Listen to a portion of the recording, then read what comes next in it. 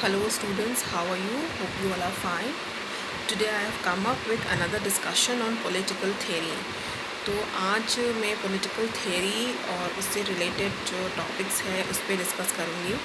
Political theory राजनीतिक सिद्धांत जो है ये BA honours political science first year में पढ़ाया जाता है।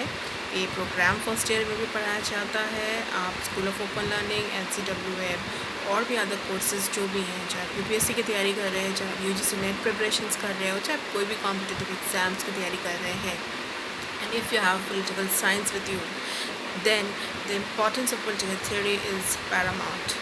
Why I'm saying, because अगर आपको राजनीतिक सिद्धांत की जो बेसिक अंडरस्टैंडिंग है वो समझ में आ जाता है, उस पर क्लैरिटी होती है, तो आप आगे और जो भी फर्दर आपके उसी पे कोर्सेज हैं, IR है, चाहे पब्लिक पॉलिसी है, पबैड है, तो उसको आप अच्छे से इंटरकनेक्ट कर सकते हो, समझ सकते हो। क्योंकि जब तक आपका बेस क्लियर नहीं होगा तब तक स्टूडेंट्स आप पॉलिटिकल साइंस में किसी भी पेपर पे एक अच्छा आंसर, एक अच्छी अंडरस्टैंडिंग नहीं रख सकते। So it is very important that you need to understand that political theory में क्या पढ़ना है और political theory के जो concepts हैं, political theory में जो debates हैं, जो assumptions हैं, presuppositions हैं, वो क्या है और क्यों है ये। तो आज मैं introduce करूँगी political theory जो है आपका paper. So today I will discuss the topic for today's discussion is what is political theory. Political theory क्या है, राजनीतिक सिद्धांत क्या है, इसको मैं आज इंट्रोड्यूस कर रही हूँ। So let's begin with the term political.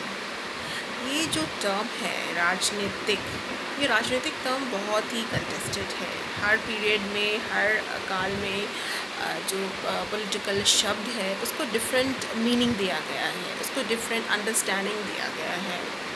Traditional notion से मॉडर्न नोशंस तक, ग्लोबल नोशंस तक जो सफ़र तय किया गया है पॉलिटिकल थ्योरी को समझने के लिए, उसी पॉलिटिकल थ्योरी के अंतर्गत जब हम पॉलिटिकल को समझते हैं तब हमें यही अंडरस्टैंडिंग देखने को मिलती है।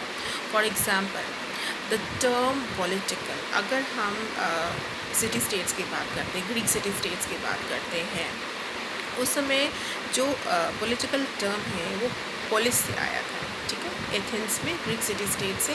और वहाँ जो पॉलिटिकल जो टर्म है उसकी जो मीनिंग है, उसकी जो अंडरस्टैंडिंग है, हन्ना अरेंट कहती हैं कि political means that everything is to be decided through words and persuasion and not by force.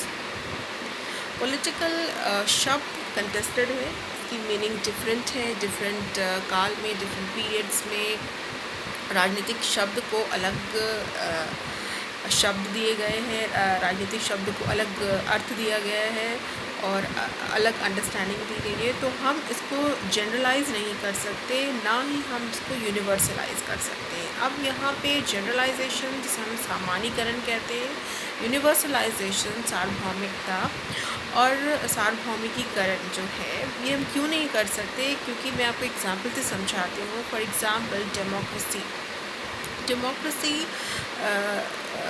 की जो मीनिंग है वो एक लिबरल कंट्री में अलग होगी, एक क्लोज्ड जो सोसाइटी है, फॉर एग्जांपल हम चाइना की बात करें या रशिया की बात करें तो, या अदर जो ऑटोक्रेटिक सोसाइटी है, या पाकिस्तान को ले लें जहाँ मिलिट्री राज है, वहाँ पे डेमोक्रेसी का अलग मीनिंग है। हो सकता है वहाँ डेमोक्रेटिक सिस्टम ना हो, तो एक ही कॉन्सेप्ट का अलग अलग काल में, अलग अलग राष्ट्र, नेशन में, स्टेट में डिफरेंट मीनिंग हो सकती है, कॉन्टेक्स्ट डिफरेंट हो सकता है।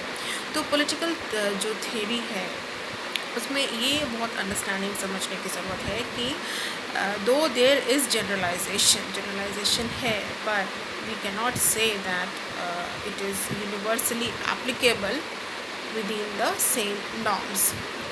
तो पॉलिटिकल जो है term it has different meanings, और कई बार हम कहते हैं इसे मल्टीपल मीनिंग्स भी मिले हुए हैं।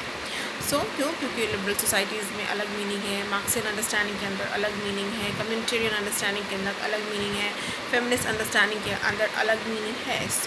अदर आइडियोलॉजीज़ के अंदर अलग अलग मीनिंग इसे दिए गए हैं। But it specifically means decision making within and about the community. means decision making. You can note down, it means decision making within and about the community. जो कम्युनिटी है, जो समुदाय है, समुदाय अपने जिस तरह से लाइफ जीते हैं, अपनी उनके शेयर्ड एक्सपीरियंसेस होते हैं, उनके आइडियाज़ होते हैं और उनके अपने प्रॉब्लम्स होते हैं। तो कम्युनिटी के लाइफ के आधार पर जो अंडरस्टैंडिंग आई है कि उनकी जो डिसीजन मेकिंग है उसको भी हम समझ सकते हैं पॉलिटिकल अंडरस्टैंडिंग के अंतर्गत। Now I will give you the understanding about what is political theory. Political theory क्या है? Political theory means it's a systematic reflection. It's a systematic reflection about the understanding of 3 P's. P's capital P है, पहला है power, दूसरा है process, तीसरा है practices. Power, process and practices. Power शक्ति हम कहते हैं, प्रोसेस प्रक्रिया है और प्रैक्टिसेस जो क्रियान्वयन होता है किसी भी थ्योरी का, किसी भी कोई भी थ्योरी है, लिबर्टी थ्योरी है, इक्वालिटी थ्योरी है, उसको हम प्रैक्टिस कैसे करते हैं, उसका प्रैक्टिस हो रहा है नहीं हो रहा है, उसकी रियलिटी, थ्योरी और practice is very important to understand. So यहाँ पे political theory means it's a general reflection और we can say that it is a systematic reflection of 3 P's. तो 3 P's I told you, it's power. Power जो है is a contested concept और power के sharing में, power के grabbing में, power के एक्सरसाइज में बहुत ज़्यादा जो है डिबेट भी है और इसकी बहुत स्ट्रगल है, जिसकी वजह से मेजर जो है इश्यूज़ होते हैं हमारी सोसाइटी में पावर। अब अगर हम प्रोसेस को समझते हैं यहाँ पे कि प्रोसेस के अंदर हम पॉलिटिकल थ्योरी को कैसे देखते हैं, किस तरह की प्रक्रियाओं की बात मैं कर रही हूँ, तो प्रोसेस में we can understand the mechanisms, institution, संस्थाएं, for example state, police, judiciary, parliament and many other institutions, how they are working, प्रक्रियाएं कैसे काम कर रही हैं। क्योंकि पॉलिटिकल थ्योरी के अंदर अगर हम सिद्धांत को पढ़ेंगे तो सिद्धांत में ये भी बहुत ज़रूरी है कि जो प्रक्रियाएं हैं वो किस तरह से वर्क कर रही हैं। क्योंकि नो डाउट पॉलिटिकल थ्योरी में आप कॉन्सेप्ट्स पढ़ते हैं, लिबर्टी, इक्वालिटी, राइट्स, सारे जो आप कॉन्सेप्ट्स पढ़ते हैं, पॉलिटिकल थ्योरी के डिबेट्स पढ़ते हैं, बट ये डिबेट्स जो है, ये जो थ्योरी है, ये एक जनरलाइजेशन है, it's not an abstraction only, abstract idea नहीं है। इसकी अगर रियलिटी के परसेप्शंस पे अगर हम देखते हैं तो इसकी रियलिटी जब होती है तभी थ्योरी जो है real meaning, it has the real meaning. So, though there is a gap between theory and practice, but we cannot say that theory is not practiced. Obviously, theory is practice. और अगर ये theory practice नहीं होते तो reality नहीं होगी। फिर liberty का जो हम स्वतंत्रता की बात करते हैं उसकी कोई मीनिंग नहीं है। फिर हम किताबों में पढ़ लें और उसकी रियलिटी के हम के बारे में ना हम चर्चा करें या ना कोई उम्मीद करें, वो एक्सपेक्टेशंस की कोई ज़रूरत नहीं है। तो नाउ जो पॉलिटिकल थ्योरी है इसकी सेकेंड अंडरस्टैंडिंग हम समझें कि it also helps to understand the values, जो मूल्य हैं समाज में, जो मूल्य हैं सोसाइटी में, जो मूल्य है देश में, जो मूल्य है घर में, जो मूल्य हैं हमारे जो पीयर ग्रुप्स के साथ हम जो वैल्यूज़ रखते हैं। वैल्यूज़ हम कहीं भी रख सकते हैं, जो पॉलिटिकल वैल्यूज़ हो सकते हैं, सोशल वैल्यूज़ हो सकती है, कल्चरल वैल्यूज़ हो सकती है, किसी तरह के भी वैल्यूज़ हो सकते हैं। तो पॉलिटिकल थियरी में बहुत इम्पॉर्टेंट है कि हमें नॉर्म्स के बारे में समझने की जो है इम्पॉर्टेंस मिलती है और हम समझते भी हैं इसको, norms by which particular community governs it's life, और वो अपनी लाइफ, अपनी ज़िंदगी को गवर्न करता है और वो गुड लाइफ फिर एक्सरसाइज करता है। जब पुलिस की बात करते हैं कि स्टेट एग्जिस्ट क्यों करता है, कि it exist for the sake of good life and continues to exist for the sake of good life of the community. ये अरिस्टोटल कहते हैं स्टेट का जो डेफिनेशन है, और कहते हैं कि पुलिस क्या है, पुलिस स्टेट्स क्या करती है और क्या मतलब उसका इंपॉर्टेंस होता है। दो हम देखते हैं कि ग्रीक सिटी स्टेट्स में जो हम डिसीजन मेकिंग की बात करते हैं उसकी सीमाएँ हैं, एलियंस और जो महिलाएँ हैं और स्लेव्स हैं उनको डिसीजन मेकिंग प्रक्रिया में उन्हें सहभागिता नहीं मिलती है, they are excluded from these decision making processes.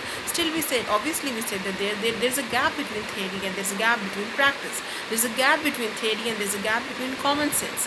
Common sense, हमारे जो कॉमन सेंस है हमारी अंडरस्टैंडिंग होती है कि राजनीति क्या है, राजनीति के बारे में कोई भी एक लेमैन भी अपनी जो है अंडरस्टैंडिंग रखता है, पर एक पॉलिटिकल साइंस के स्टूडेंट की अंडरस्टैंडिंग और एक लेमैन की अंडरस्टैंडिंग में काफ़ी अंतर होता है, और अंतर होना भी चाहिए, तभी आप समझ सकते हो कि सोशल साइंस में हम पॉलिटिकल थियरी को इतना इम्पोर्टेंस क्यों देते हैं। और political theory is not just a boring subject as we always perceive it, और बच्चे भागते हैं कि पॉलिटिकल थियरी है, नो मैम नहीं पढ़ना है, इसलिए मैं पॉलिटिकल थियरी को बस आप बता दो कि क्या इंपॉर्टेंट है, and then we go through all that.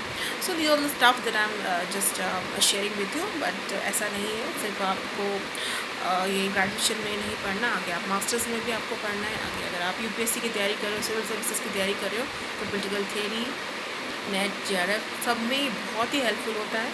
So you need to understand the basic idea. इसको अंडरस्टैंड करने के लिए आपको हर दिन अपने जो पॉलिटिकल थियरी के जो टॉपिक्स हैं उसको रिवाइज करना पड़ेगा, समझना पड़ेगा।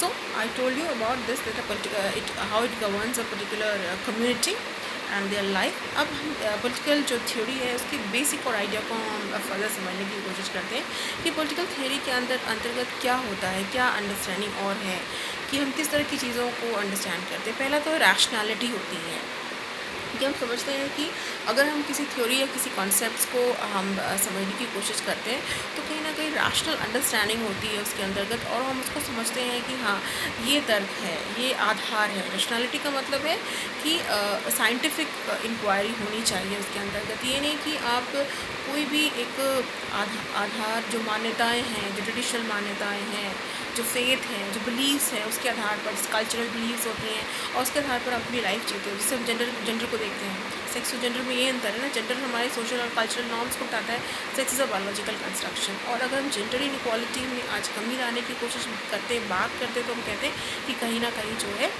वो जो फेथ्स और बिलीव्स है उसको उसमें से हटाना पड़ेगा। रैशनैलिटी को हम लाएंगे तो महिलाएं जो है जो काम कर सकती हैं वो काम पुरुष भी कर सकते हैं, तो पब्लिक और प्राइवेट स्फीयर का जो डिस्टेंस है वो कम हो जाएगा। तो यहाँ पे रैशनैलिटी से मेरा यही मतलब है। रैशनैलिटी की जब आप एक जो आधार रखते हैं, किसी भी कॉन्सेप्ट का आधार रखते हैं, उसका आधार प्रेजुडिसेस नहीं है, उसका आधार बायसनेस नहीं है और क्लैरिटी है और साइंटिफिक इंक्वायरी है, तो बहुत इंपॉर्टेंट है। Rationality holds importance in the idea of political theory. Then the second idea is objectivity. Objectivity वस्तुनिष्ठता। वस्तुनिष्ठता मतलब हम जब कोई थ्योरी को समझते हैं तो उसके अंतर्गत हम समझते हैं कि क्या इसकी मीनिंग है, क्या आइडियाज़ है, और उस आइडियाज़ को हम समझने के बाद हम उसके कंक्लूजन पे पहुंचते हैं। तो ऑब्जेक्टिव मतलब उसका जो आप कह सकते हो आइडिया है वो क्लियर होता है और सब्जेक्टिव नहीं होता है, बहुत ज़्यादा डिस्क्रिप्टिव नहीं होता है। तो अंडरस्टैंडिंग में जो आप कह सकते हो ऑब्जेक्टिविटी, जो कि एक साइंटिफिक इंक्वायरी के अंतर्गत ये सारी चीज़ें आपको मिल जाएंगी।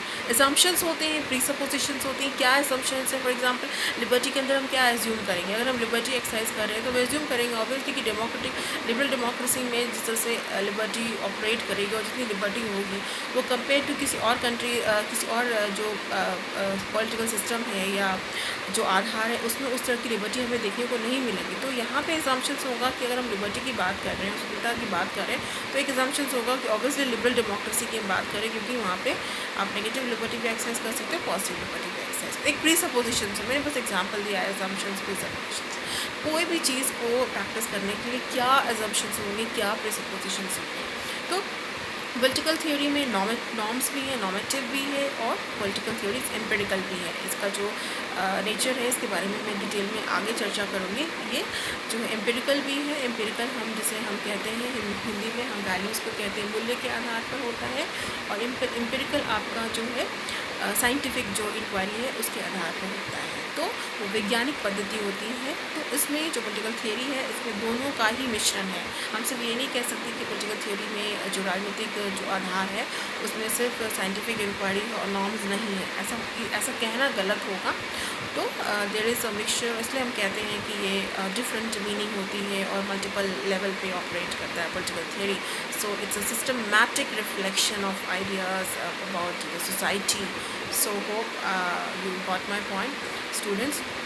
Next time again I will come up with why do we need to study political theory and the other ideas of political theory, nature and scope. Hope you had a good time. I'll meet you next. Till then, have a nice day and stay home and stay healthy.